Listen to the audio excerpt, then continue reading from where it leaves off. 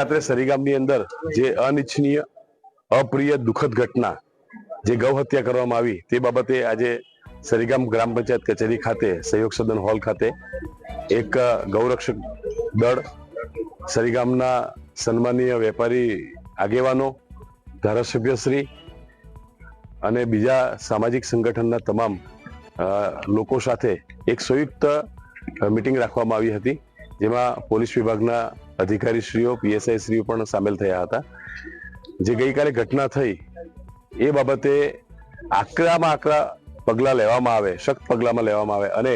દોષિતો સામે માત્ર 10 વર્ષની સજાની વાત નહીં પણ દોષિતોને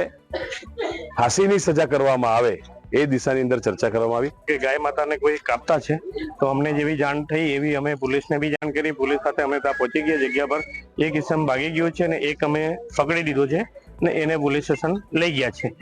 પછી એમાં એ લોકો જે છે આપણા ગૌ સેવાવાળા ને જે વેપારી એસોસિએશન છે અમે અહીંયા વાત કરી તો એ લોકોએ બી કીધું કે અમે તમારા સાથે છે। રમણ પાટકર સાહેબ બી આવેલા, આપણે રમણભાઈ એમએલએ સાહેબ, અમારું એક જ કહેવાનું છે કે એ લોકો પકડાય જડથી જડ જેટલી આખી લીમ પકડાવા જોઈએ, વારે ઘડીએ નહીં થાય એને